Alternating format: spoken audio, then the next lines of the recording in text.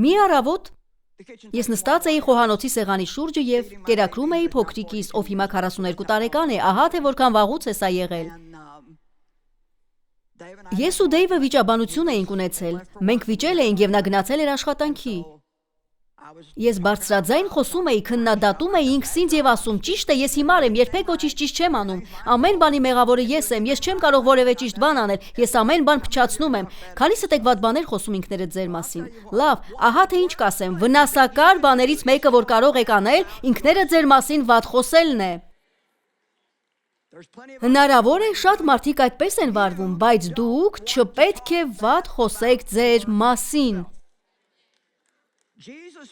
Հիսուսը հսկայական, անհավատալի գին վճարեց, որ մենք լավ կյանք ունենանք։ Նա լավ բարի ծրագիր ունի մեզ համար։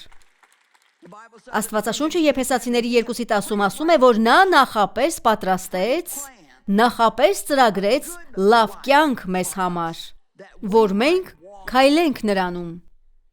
Նա արել է այն ամենը, ինչ կարող է անել։ Մենք չենք սպասում, որ Հիսուսը մեկ այլ բան անի մեր կյանքում, նա սպասում է, որ մենք հավատանք այն ամենին, ինչ ինքն արել է և դա գործի դնենք մեր կյանքում։